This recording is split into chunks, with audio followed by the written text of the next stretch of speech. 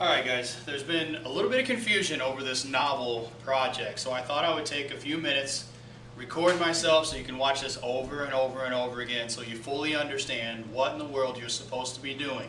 This novel project that was assigned to you on September 23rd is now coming up. Today is October 7th.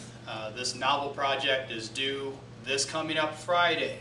So at this point, why we have confusion, I really don't know, because we practice all this, and I thought I would go ahead and just try to clarify all the confusion for this last minute. For those of you that are kind of getting to the last minute crunch mode, here you go. So September 23rd is whenever we assigned this novel project. We went through Lexile.com, we went through a whole list of books that you could choose from. We created a book list. From that book list you were supposed to go and order the book from our online library system, which is new. So the next day, the 24th, we spent some time looking at the IMC video and really trying to show you how to order the books through our new library system. For several days I've had this listed as one of the things we were working on, making sure that you knew constantly that there was an outside of class novel to work on, which is here. It's listed every day. This is how we start class every morning whenever I was, or every class period whenever I would start class. I would start with, hey guys, there's a list of things. As we do work for the specific day, know that there are outside of class things that are due. It's all listed here. So let me just kind of break it down for you a little bit. Whenever you get your novel from the library, so let's say you go and you get a book from the library. What you're supposed to do, you have your total number of pages, whatever it is. Remember, it has to be a minimum of 200 pages.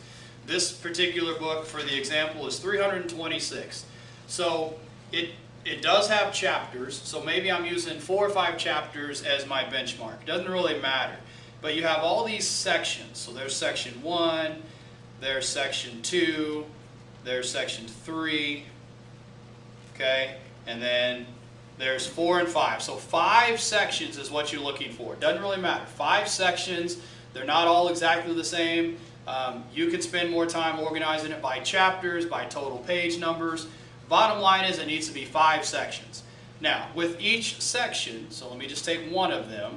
With each section, there are 2 documents that you need to fill out. Okay? The first one, you go to, let me get my pen here. You go to Edmodo, okay, because all this work can be found and explained on Edmodo. So go to your Edmodo. This particular one is the 7th hour class because I just finished with them, still had their things open.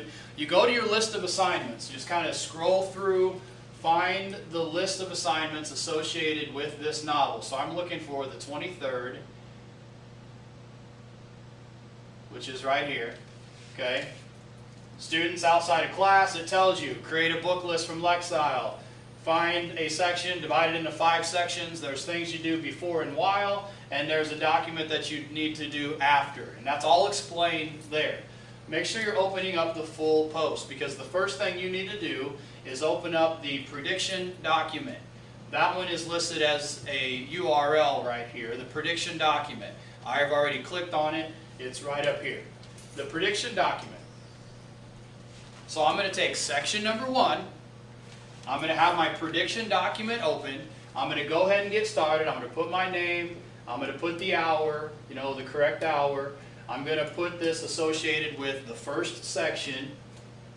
I'm going to put the title and author, which I can get from the first page. And then before I read,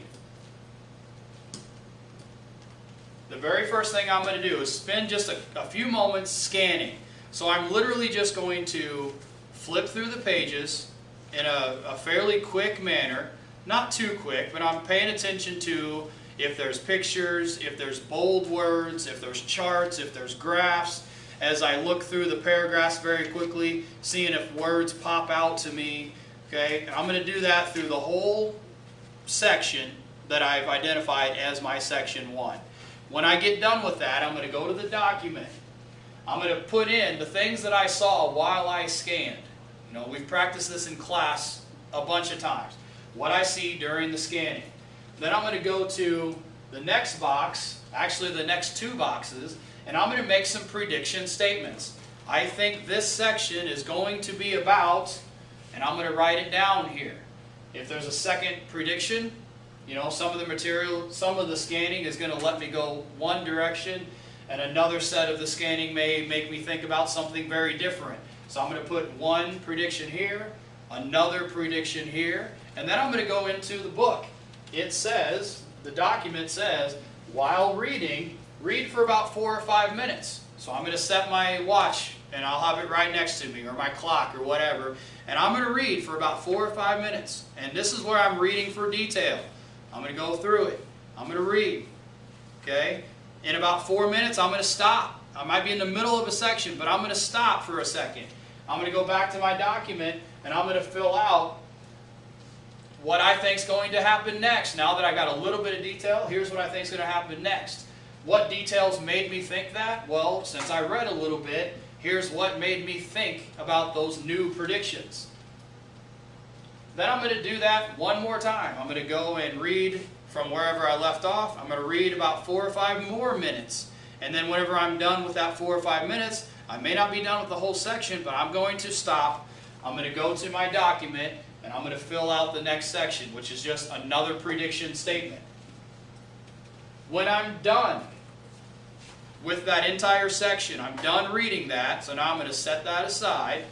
I'm going to fill out the last area, and that's where you go back and say, here's all the prediction statements that I made, here's what the book actually says about those prediction statements. If they're not addressed yet, I'm still going to say that in here. Hey, I made this prediction statement, but I don't know. I'm still waiting to see if it's going to come true or not.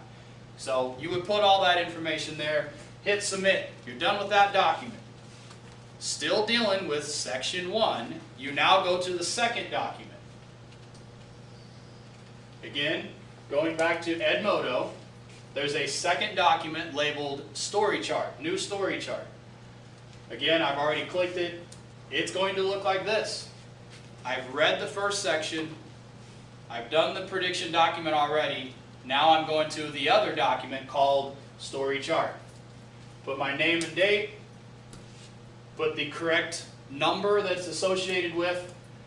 Same author, same title, the page number. So this one happened to be page 4 to 68. So I would put that here. A list of characters that I was introduced to in that section.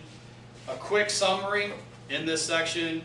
Here's what happened, and maybe 4 or 5 sentences. I'm really not focusing on that. Remember in class I said none of that is super important. That's just making sure that you're reading it and you're able to provide a summary and a list of characters. The most important part is this reading response section. The reading response section, since this one is nonfiction, I'm going to go back to Edmodo. Click the right buttons here. I'm going to go back to Edmodo, and since this one is nonfiction, I would click the document that says nonfiction.